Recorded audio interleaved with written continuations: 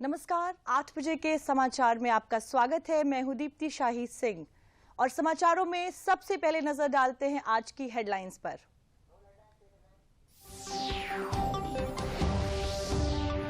मुख्यमंत्री योगी आदित्यनाथ ने गोरखपुर में विभिन्न रैन बसेरों का दौरा कर निरीक्षण किया और उसमें रहने वाले लोगों को गर्म कपड़े और कंबल का वितरण किया।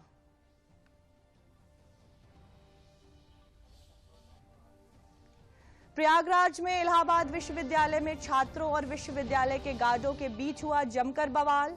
छात्रों ने गार्डों पर गोली चलाने का लगाया आरोप। मामला अब नियंत्रण में, पुलिस की कार्रवाई जारी।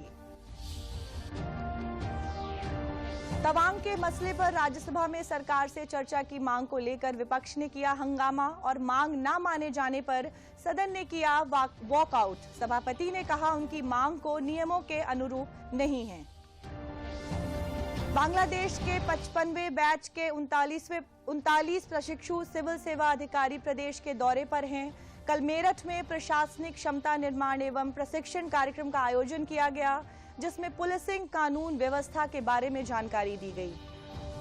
और एनसीआर सहित उत्तर भारत में जबरदस्त कोहरा एवं ठंड का प्रकोप बढ़ गया है। आम जनजीवन एवं सड़क यातायात पर इसका प्रभाव पड़ा है। मौसम विभाग के अनुसार हिमाचल, पंजाब, हरियाणा, राजस्थान सहित उत्तर प्रदेश के विभिन्न भागों में कोहरा एवं गलन बढ़ गई है। और अब खबरें विस्तार से। गोरखपुर में मुख्यमंत्री योगी आदित्यनाथ ने अपने दौरे के दौरान कई रैन बसेरों का निरीक्षण किया। मुख्यमंत्री ने रेलवे स्टेशन, कचहरी, बस स्टेशन तथा झूलेलाल मंदिर के पास बने रैन बसेरों में रह रहे लोगों को कंबल और भोजन वितरित किया। उन्होंने अधिकारियों को निर्देश दिया और कहा कि ठंड में कोई भी व्यक्ति सड़कों पर ना सोने पाए तथा रैन बसेरों में उचित इंतजाम किया जाए, जिससे किसी को ठंड में कोई समस्या ना होने पाए। जगह जगह अलाव की भी व्यवस्था सुनिश्चित की जाए। मुख्यमंत्री ने बताया कि हर जरूरतमंद को रैन बसेरे में रहने के लिए उचित व्यवस्था कराई जा रही है। प्रदेश भर में चाहे वो ग्रामीण क्षेत्र का हो या शहरी क्षेत्र का, हर जरूरतमंद को कंबल उपलब्ध कराने के भी निर्देश दिए गए हैं। प्रशासन के साथ नगर निकाय भी पूरी तत्परता के साथ कार्य कर रहा है। हर जरूरतमंद को, जो भी बेसहारा हो या कहीं बाहर से आया है, भूला भटका है, सड़कों पर, पटरियों पर ठिठुरता हुआ न दिखाई दे, उसे रेन बसेरों में पहुंचाने की व्यवस्था करें और वहां पे उन्हें सम्मानजनक ढंग से रहने की व्यवस्था करें। दूसरा, ग्रामीण क्षेत्रों या शहरी क्षेत्र, हर जरूरतमंद को कंबल उपलब्ध कराने के भी निर्देश दिए गए हैं। ऊनी कपड़े उपलब्ध कराने के भी निर्देश दिए गए हैं। प्रदेश भर में हर एक नगर निकाय में पर्याप्त संख्या में रेन बसेरे बनाए गए हैं, जिन्हें नगर निकाय, शासन की एजेंसियां, राजस्व विभाग के द्वारा और कुछ जगह स्वयंसेवी संगठनों और सामाजिक संगठनों के सहयोग से उन्हें संचालित किया जा रहा है, जिससे संभावित भीषण शीतलहरी को ध्यान में रख करके हर एक व्यक्ति को हम पुख्ता व्यवस्था दे सकें। अगली खबर प्रयागराज से है। प्रयागराज के इलाहाबाद केंद्रीय विश्वविद्यालय में कल भारी बवाल हुआ। इसमें आधा दर्जन छात्र घायल हो गए। छात्रों और गार्डों के बीच जमकर ईंट पत्थर चले हैं। छात्रों ने सुरक्षा गार्ड पर गोली चलाने का आरोप लगाया है। इस बवाल के दौरान पूर्व छात्र विवेकानंद पाठक समेत कई छात्र घायल हो गए हैं। मौके की गंभीरता को देखते हुए कैंपस में भारी संख्या में पुलिस बल को तैनात कर दिया गया है। मिली जानकारी के अनुसार सुरक्षा कर्मियों के साथ झड़प के बाद आक्रोशित छात्रों ने विश्वविद्यालय परिसर में कई मोटरसाइकिलों में आग लगा दी। प्रयागराज के पुलिस आयुक्त रमित शर्मा ने बताया, पुलिस को सूचना प्राप्त हुई कि इलाहाबाद विश्वविद्यालय में सुरक्षा कर्मियों और छात्रों के बीच झड़प हो गई है, जिसके बाद यहां पहुंचे पुलिस बल ने स्थिति को काबू कर लिया है। देखिए, हमारे एक सीनियर है विवेकानंद पाठक जी, वो यहाँ पे बैंक गए पर गेट खुलने में थोड़ा कहा सुनी हुई, उसके बाद मामला शांत हो जाता है। कुछ देर बाद 12-15 गार्ड आते हैं, उनके सर पत्थर बार करते, लाठी डंडा बार कर देते और उनको बचाने में हमला कर देते। उसके बाद छात्र जाते हैं तो गोलीबारी की जाती है, पथराव किया जाता है। हमारे संग 25-30 साथियों के हाथ टूट गए, किसी का पैर टूट गया है, पत्थरबाजी है, पुलिस के सामने गोलीबारी की गई है। सोचिए एक मिस्टर पाठक हैं जो कि पूर्व छात्र हैं। इनके द्वारा ये बताया गया है कि ये बैंक में किसी कार्य से आए थे और उसके दौरान इनकी कुछ गार्डों से कुछ कहासुनी हुई, झड़प हुई है। उसको लेके फिर गार्ड्स के बीच में और छात्रों के बीच में इनकी सूचना के अनुसार झगड़ा हुआ। जब प्रथम दृष्टया सूचना मिली थी तो सभी अधिकारियों के द्वारा मौके पर आके स्थिति को तत्काल नियंत्रित किया गया है और स्थिति पूर्णतः नियंत्रण है। इसमें जो भी वीडियो फुटेजेस और अन्य इलेक्ट्रॉनिक साक्ष्य हमें प्राप्त होंगे उसके अनुसार आगे की कार्रवाई संपादित की जाएगी। कृषि मंत्री सूर्य प्रताप शाही जनपद जालौन के उरई स्थित राजकीय मेडिकल कॉलेज के ऑडिटोरियम में उन्होंने जिला प्रशासन द्वारा व्यापारियों के साथ मेमोरेंडम ऑफ अंडरस्टैंडिंग हस्ताक्षर समारोह में शिरकत की। इस दौरान कृषि मंत्री सूर्य प्रताप शाही ने 5 कंपनियों के साथ किसानों के मटर बेचने के करार पर हस्ताक्षर भी किए। जनपद के किसानों को उन्नतिशील बनाने के लिए बड़ी कंपनियों के साथ मटर के आयात निर्यात के लिए करार किया गया था, जिसको लेकर कार्यक्रम का आयोजन किया गया। कार्यक्रम में कृषि मंत्री सूर्य प्रताप शाही ने किसानों और व्यापारियों के साथ हुए करार पर हस्ताक्षर किए। अपनी कृषि उत्पादक कंपनियां बनाई हैं, संगठन बनाया है और उनके माध्यम से वो किसानों से एक विशेष प्रकार के वैरायटी का मटर वो उगा रहे हैं और उसको एक निर्धारित भाव पर इन आज जो MOU हुआ है उन कंपनियों के साथ निर्धारित रेट से उनको आपूर्ति करेंगे। इससे जो बीच में बिचौलिए आकर के उसके भीतर जो उनके साथ एक तो घटतौली करते थे, दूसरी उनकी कीमतों को लेकर के भाग जाया करते थे बिना भुगतान के या परेशान करते थे, उन सारे लोगों से उनको एक समाधान होगा। और जो अनुमान किया जा रहा है कि इससे इन 600 किसानों को 650 किसानों को 1 करोड़ रुपए से ऊपर का अतिरिक्त फायदा उनको इस MOU के माध्यम से होगा। मंत्री जी, और अब वक्त हो चुका है एक छोटे से ब्रेक का। ब्रेक के बाद वापस आएंगे और नजर डालेंगे कुछ और समाचारों पर।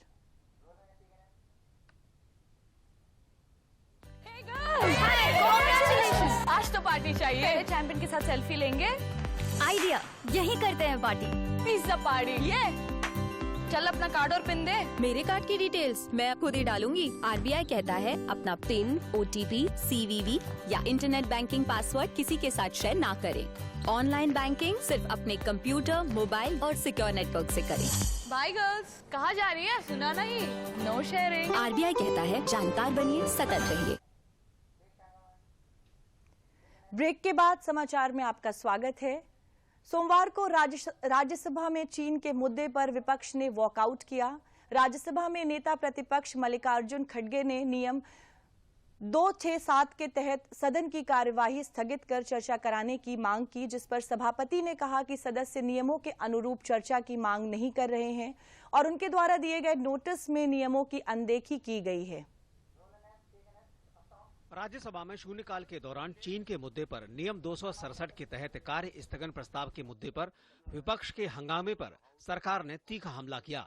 सत्तापक्ष ने आरोप लगाया कि कांग्रेस की सरकार के दौरान सदन में 2012 के दौरान कांग्रेस सरकार के मंत्री ने जम्मू कश्मीर में चीन के दखल की बात स्वीकार की थी और उस समय चर्चा तक नहीं कराई गई थी। विपक्ष को सभापति द्वारा बार बार समझाए जाने के बाद भी हंगामा जारी रहा और बाद में विपक्ष सदन से वॉकआउट कर गया। आज से कई वर्ष पहले 2012 में इन्हीं की पार्टी के जो मंत्री थे E. अहमद, उन्होंने सदन में कहा, make your point, China continues to be in illegal occupation of 38,000 square kilometers in the Indian state of Jammu and Kashmir. 2012 का इन्हीं के मंत्री का ये वक्तव्य हाउस में एक सवाल के जवाब में ऑनरेबल मैंने बिना बात की बेबुनियाद विषय उठाते, बेबुनियाद ये सदन की गरिमा को गिराते और मैं समझता हूँ कि LOP मिसयूज कर रहे हैं कि उनके पद के वजह से वो उठ सकते। चाइना ये बहुत बड़ा महत्व का विषय है और प्लीज आज वो वहाँ पर अतिक्रमण कर रहे हैं। लोगों को हमारी जगह वो अतिक्रमण करके वहाँ पर पुल बनाए जा रहे हैं, घर बनाए जा रहे हैं, तोपखाने, कारखाने सब बना रहे हैं। राज्यसभा में विपक्ष के हंगामे पर सभापति भी बेहद नाराज दिखे। उन्होंने कहा कि विपक्ष बार बार हर रोज बिना किसी नियम का पालन किए कार्य स्थगन प्रस्ताव लाता है, जिसकी कोई उपयोगिता नहीं होती। बेहतर होता विपक्ष नियमों को ध्यान में रखते हुए सदन में अपना व्यवहार करे। I have categorically indicated I cannot give attention to any notice that is deficient. I cannot focus on any notice that miserably fails with minimum requirement of fulfillment of rules. This is not a platform for anyone just to rise and say whatever one feels like. We have to follow the rules. Once you follow the rules, you will get platform. This is a place for dialogue, deliberation, discussion. विपक्ष के व्यवहार को लेकर सभापति पहले ही नियमों के अनुरूप नोटिस देने की सलाह देते रहे हैं। सभापति का साफ कहना है कि सदन नियमों से चलेगा। वहीं लोकसभा में चीन के साथ सीमा विवाद के मुद्दे पर विदेश मंत्री ने कहा कि भारत इस मुद्दे पर दृढ़ता से अपनी बात रखता आया है। हमें प्रत्यक्ष और अप्रत्यक्ष तौर पर अपने जवानों पर सवाल नहीं उठाने चाहिए। We have no problem if there is political differences, if there is even political criticism. I have heard sometimes that my own understanding needs to be deepened. When I see who is giving the advice, I can only bow in respect. But I think we should not directly or indirectly criticize our jawans. विदेश मंत्री ने साफ कहा कि सरकार को राजनीतिक आलोचना से कोई समस्या नहीं है, लेकिन हमें अपने जवानों का अपमान भी नहीं करना चाहिए। विदेश मंत्री ने राहुल गांधी पर निशाना साधते हुए कहा कि जवानों के लिए पिटाई शब्द का इस्तेमाल नहीं होना चाहिए। Our jawans are standing, sir, in Yangtze, in Yangtze at 13,000 feet. At 13,000 feet, they are standing there defending our borders. They do not deserve to have the word pitai. विदेश मंत्री ने विपक्ष की आलोचनाओं का जवाब देते हुए कहा कि अगर सरकार चीन के प्रति उदासीन थी तो भारतीय सेना को सीमा पर किसने भेजा। उन्होंने कहा कि अगर हम चीन के प्रति उदासीन थे तो आज चीन पर डी एस्केलेशन और डिसएंगेजमेंट के लिए दबाव क्यों बना रहे हैं। हम सार्वजनिक रूप से क्यों कह रहे हैं कि हमारे संबंध सामान्य नहीं है। विदेश मंत्री ने अपने बयानों के लिए विरोधियों को जवाब तो दे दिया और ये भी कह दिया कि सेना का अपमान स्वीकार नहीं है। केंद्रीय मंत्री अनुराग सिंह ठाकुर ने कहा कि आतंकवाद के खिलाफ मोदी सरकार निर्णायक कानून लेकर आई है। अनुराग ठाकुर ने कहा कि पीएम मोदी ने आतंकवाद से मुकाबला करने के लिए दुनिया को एकजुट होने का संदेश दिया है। खबरें अभी और भी हैं, लेकिन अभी लेंगे एक छोटा सा ब्रेक। ब्रेक के बाद वापस आएंगे और नजर डालेंगे कुछ और समाचारों पर। बिट्टू, बहू कब से तैयार होकर बैठी है। टेस्ट के लिए जाना बेटा। टेस्ट ही तो देख रहा हूँ माँ। ये टेस्ट जल्द से जल्द होना जरूरी है। गर्भावस्था के पहले 3 महीनों के अंदर जल्द से जल्द HIV की जांच जरूर करवाएं, ताकि शिशु को HIV संक्रमण से बचाया जा सके और माँ और शिशु एक स्वस्थ और लंबी जिंदगी जी सके। जांच जितनी जल्दी, सुरक्षा उतनी पक्की। गर्भावस्था की पहली जांच में ही HIV टेस्ट जरूर कराएं। इस आश्रम में एक बड़ी गौशाला है और यहाँ साल भर लगातार धार्मिक अनुष्ठान एवं सांस्कृतिक आयोजन होते रहते हैं, ताकि अधिक से अधिक लोगों को गाय और गंगा से जोड़ा जा सके।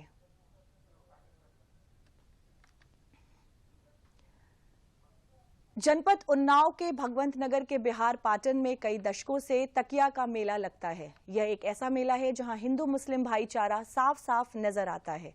सभी लोग मिलकर एक दूसरे का सहयोग करते हुए शिवलिंग और बाबा की मजार के दर्शन करते हैं।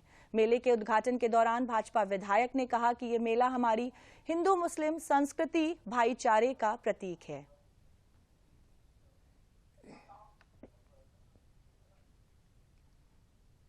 हिंदू मुस्लिम एकता के प्रतीक तकिया पाटन में एक तरफ बाबा मोहब्बत साहब बाबा की मजार है, दूसरी तरफ मेरे आराध्य देव भगवान शिव शंकर भोलेनाथ का साहस लिंगेश्वर का मंदिर है। जो हिंदू मुसलमान एकता का प्रतीक ये मेला रहा है तकिया का।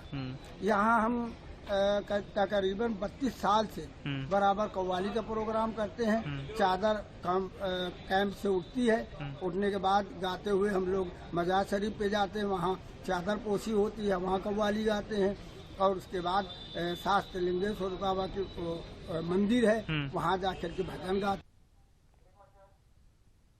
और अब बात करते हैं मेरठ की। मेरठ में बांग्लादेश से जनपद भ्रमण पर आए 55वें बैच के 39 सिविल सेवा अधिकारियों के समूह के साथ प्रशासनिक क्षमता निर्माण प्रशिक्षण कार्यक्रम का आयोजन किया गया, जिसमें शहरी एवं ग्रामीण प्रशासन, पुलिस प्रशासन, कानून व्यवस्था एवं जिला प्रशासन, रेवेन्यू कलेक्शन एवं विभिन्न पुलिस एवं प्रशासनिक अधिकारियों को प्राप्त शक्ति एवं कार्य प्रणाली के बारे में विस्तृत रूप से जानकारी दी गई।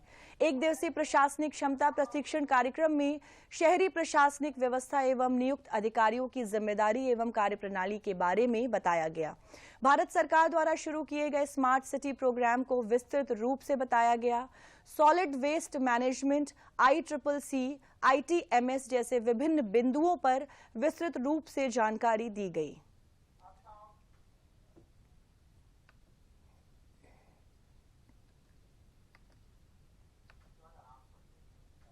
तो ये एक 1 डे विजिट थी मेरठ में, और जितना भी हम अपने एडमिनिस्ट्रेशन और जो भी वर्किंग उनको बता सकते थे और वो जो भी इस चीज़ से एक तरीके का की सीख सकते थे, या वो कुछ अपने वहाँ जो होता है जो अच्छी बातें हैं हम बता सकते हैं, उसकी एक तरीके से ये बलरामपुर में 19 दिसंबर को एक दिवसीय वृहद रोजगार मेले का आयोजन किया गया। रोजगार मेले में आई 20 विभिन्न कंपनियों के HR द्वारा साक्षात्कार लेकर 667 युवाओं का चयन विभिन्न पदों हेतु किया गया। चयनित अभ्यर्थियों को जिला पंचायत अध्यक्षा आरती तिवारी और मुख्य विकास अधिकारी संजीव कुमार मोदी द्वारा नियुक्ति पत्र का वितरण किया गया। जिला उद्योग केंद्र के उपायुक्त राजेश कुमार पांडे एवं ITI के प्रधानाचार्य गोविंद कुमार ने बताया कि कुशल एवं अर्धकुशल युवाओं को रोजगार से जुड़ने के लिए इस मेले का आयोजन किया गया है। हम लोगों का लक्ष्य ये है कि जो रूरल एरियाज़ के बच्चे हैं जो रोज़गार से दूर रहते हैं, नहीं मिल पाता है उनको जॉब, तो उनके लिए हम चाहते हैं कि हायर करें, इधर से लेकर के जाएं और उनको बेस्ट से बेस्ट सर्विस प्रोवाइड कराएं, जॉब प्रोवाइड कराएं। उनकी सैलरी हम लोग प्रयास करेंगे अच्छी से अच्छी सैलरी हो, जिन लोगों की योग्यता अच्छी हो उनकी उस हिसाब से सैलरी रहेगी। अभी तक हमारे पास लगभग 9 से 10 डाटा आ चुका है, जिसमें से बच्चों को फ़ोन करके उनका सिलेक्शन करवाया जाएगा। जो कुशल तथा अर्धकुशल जो बच्चे कक्षा 8 पास, 10वीं पास, ITI पास, डिग्री, ऐसे समस्त बच्चों को रोजगार के माध्यम से जोड़ा जा रहा है। मुझे कौशल विकास असेंबली टेलर का मिला है और हम यहाँ पे निश्चित ही रोजगार लेंगे और जिससे हमें बहुत लाभ मिलेगा। अगली खबर बरेली से है। बरेली की आंवला तहसील के विकासखंड मझगवा के दसीपुर गांव में सुरेंद्र सिंह ने 50 बीघा जमीन खरीदी और खेती की शुरुआत की। उन्होंने रामगंगा की तटवर्ती भूमि को खेती के लिए चुना, जिसे आमतौर पर किसान कम उपजाऊ मानते हैं। धान गेहूं की फसल की अच्छी उपज न मिलने पर सुरेंद्र सिंह ने रामकेला, पपीता और गुलाब को खेती के लिए चुना। आज वह 50 बीघा अपनी और 150 बीघा भूमि ठेके पर लेकर 200 बीघा जमीन पर इन औद्यानिक फसलों की खेती कर रहे हैं और 1 से 1.5 लाख रुपया प्रति एकड़ मुनाफा कमा रहे हैं। वहीं बरेली के जिला उद्यान अधिकारी डॉक्टर पुनीत पाठक का कहना है कि सुरेंद्र सिंह जैसे किसानों से प्रेरणा लेकर किसान सपने को आसानी से पूरा कर सकते हैं।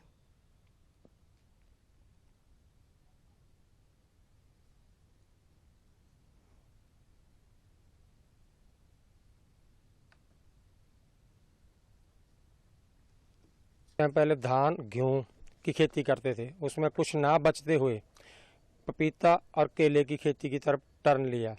केला पपीता में साल में लमसम 1 एकड़ में 1.25 लाख रुपया बचत आ जाती है और गुलाब में भी अच्छी पैदावार और अच्छा पैसा है और गुलाब की नर्सरी भी हम तैयार करते हैं और अच्छे दाम दे के जाती है और पपीते की खेती भी बहुत अच्छी इनकम वाला साधन है। लुधियाना से हमारे एक कृषक सुरेंद्र सिंह आके जिन्होंने दसीपुर मझगवा ब्लॉक में ज़मीन खरीदी अपनी 50 बीघा, उसमें वो राम केला कर रहे हैं और हमारा पपीता कर रहे हैं और हमारा गुलाब की खेती कर रहे हैं। जो गंगा के तटवर्गीय एरिया है इसमें वो अच्छा उत्पादन ले रहे हैं, तो ये हमारे जनपद के अन्य कृषक हैं उनके लिए बहुत प्रेरणा के स्रोत हैं।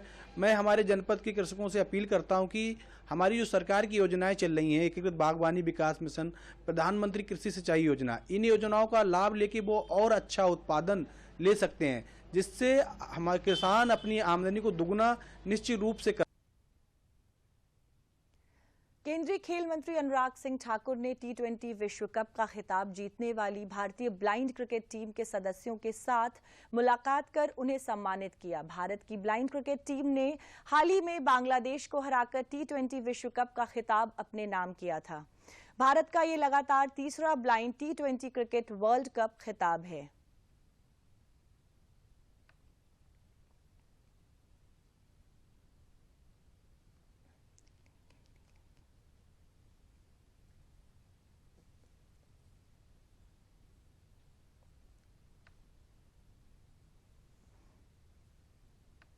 कि जो कुछ सुझाव और कुछ मांगे एक फेडरेशन की ओर से, एसोसिएशन की ओर से और दूसरा खिलाड़ियों की ओर से यहाँ पर जो रखी गई हैं, हम गंभीरता से उसके ऊपर विचार भी करेंगे। मोदी जी की सरकार तो दिव्यांगजन के लिए पहले ही बढ़ चढ़कर भाग लेती है, आगे बढ़कर काम करती है। आकांक्षी जनपदों में शामिल जनपद चित्रकूट में राष्ट्रीय स्वास्थ्य मिशन उत्तर प्रदेश द्वारा NRP कार्यक्रम के अंतर्गत यूनिसेफ एवं इंडियन एकेडमी ऑफ पीडियाट्रिक्स द्वारा विकास भवन में हीरो किट वितरण का कार्यक्रम आयोजित किया गया, जिसमें मुख्य विकास अधिकारी अमृतपाल कौर ने बच्चों के अभिभावकों को किट का वितरण किया। इस मौके पर कुपोषण को रोकने के लिए शासन द्वारा चलाए गए दुलार ऐप के बारे में भी आंगनवाड़ियों एवं अभिभावकों को जागरूक किया गया। जिला कार्यक्रम अधिकारी मनोज कुमार ने बताया कि शासन द्वारा जिन जिलों में 5 वर्ष की आयु के बच्चों की मृत्यु दर ज्यादा है, ऐसे जिलों में यूनिसेफ एवं इंडियन एकेडमी ऑफ पीडियाट्रिक्स के सहयोग से किट का वितरण किया जा रहा है।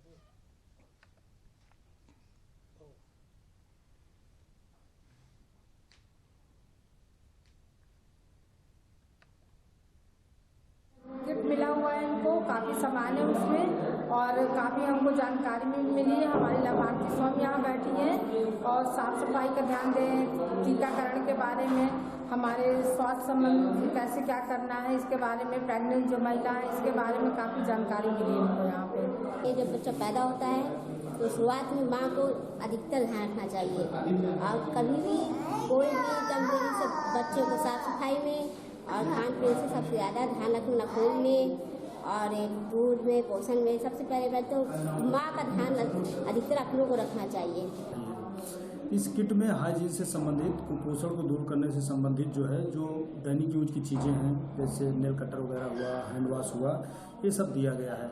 इसका मुख्य उद्देश्य है कि लोगों को जागरूक करना हाइजीन के प्रति। इसी के साथ ही इस प्रोग्राम में एक हमारे यहाँ दुलार प्रोग्राम चल रहा है, जिसमें एक मिस कॉल यानी कि अभिभावकों द्वारा, माताओं या पिताओं द्वारा अपने मोबाइल से एक मिस कॉल दिया जाता है।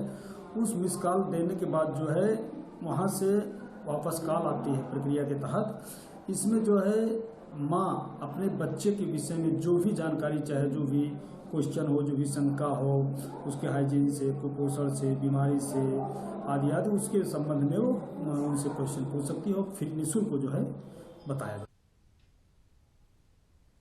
और अब बात मौसम की। राष्ट्रीय राजधानी दिल्ली समेत उत्तर भारत में ठिठुरन बढ़ने के साथ ही कोहरा पड़ने से लोगों की दिक्कतें बढ़ गई हैं।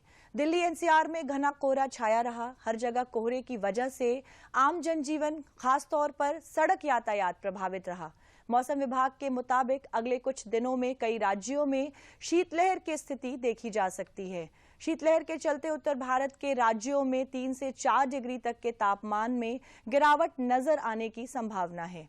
मौसम विभाग के मुताबिक हिमाचल प्रदेश, पंजाब, हरियाणा के कुछ हिस्सों और उत्तरी राजस्थान में 1 या 2 स्थानों पर शीतलहर की स्थिति बढ़ेगी। इससे तापमान और गिरावट आने की संभावना है।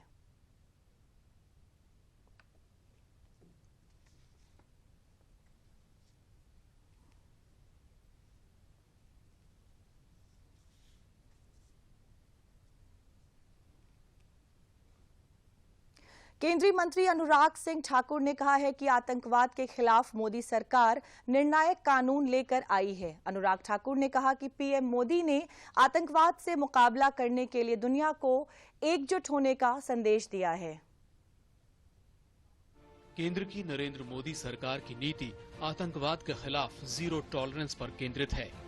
सरकार आतंकवाद से निपटने के लिए मजबूत प्रयास कर रही है।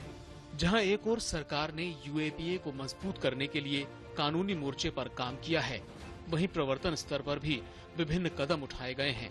केंद्रीय मंत्री अनुराग सिंह ठाकुर ने सोमवार को एक प्रेस कॉन्फ्रेंस कर कहा कि भारत ने उच्चतम वैश्विक स्तर पर अपनी चिंताओं को उठाया है और पीएम ने अंतर्राष्ट्रीय सम्मेलनों और बैठकों में दुनिया पर आतंकवाद के खिलाफ एकजुट होने के लिए हमेशा दबाव डाला है। उन्होंने कहा कि आतंक के खिलाफ सरकार के संकल्प को सर्जिकल स्ट्राइक से लेकर बालाकोट स्ट्राइक तक बार बार प्रदर्शित किया गया है। पूरी दुनिया भर के देश आतंकवाद के खिलाफ लाने के लिए भारत ने एकजुट करने का काम भी किया। 2016 में अगर सर्जिकल स्ट्राइक आतंकवाद के खिलाफ की तो 2019 में बालाकोट स्ट्राइक्स भी की। 2014 के बाद लगातार आतंकवादियों को ठिकाने लगाने में हमारी सेना ने, हमारे बलों ने लगातार काम किया है। उन्होंने कहा कि पूर्वोत्तर में शांति का माहौल बनाने की दिशा में सरकार ने तमाम प्रयास किए हैं। उन्होंने पूर्वोत्तर में सरकार द्वारा हस्ताक्षरित शांति समझौतों को गिनाया और कहा कि सरकार ने पूरे त्रिपुरा और मेघालय समेत पूर्वोत्तर के एक बड़े हिस्से से इसे वापस ले लिया है।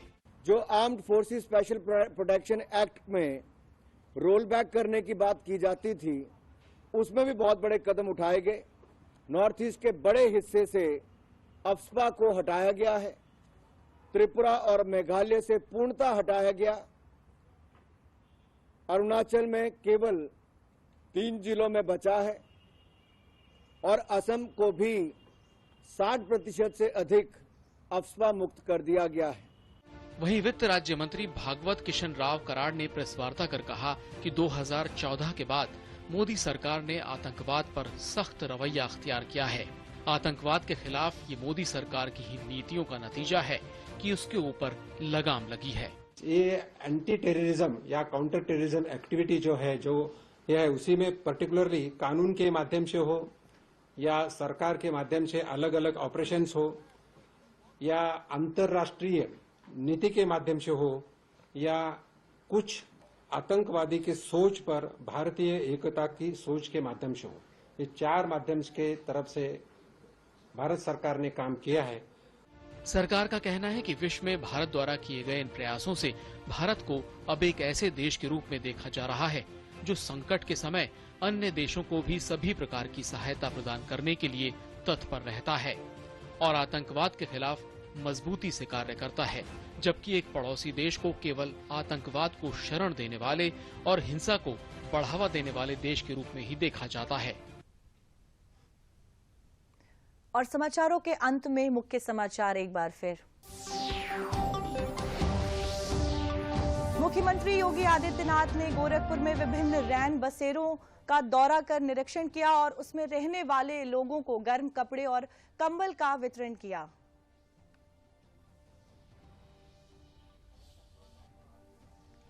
प्रयागराज में इलाहाबाद विश्वविद्यालय में छात्रों और विश्वविद्यालय के गार्डों के बीच हुआ जमकर बवाल।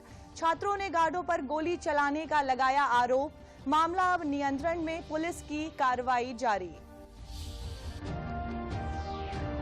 तवांग के मसले पर राज्यसभा में सरकार से चर्चा की मांग को लेकर विपक्ष ने किया हंगामा और मांग न माने जाने पर सदन ने किया वॉकआउट। सभापति ने कहा उनकी मांग को नियमों के अनुरूप नहीं है।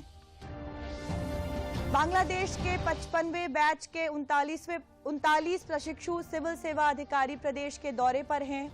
कल मेरठ में प्रशासनिक क्षमता निर्माण एवं प्रशिक्षण कार्यक्रम का आयोजन किया गया, जिसमें पुलिसिंग कानून व्यवस्था के बारे में जानकारी दी गई।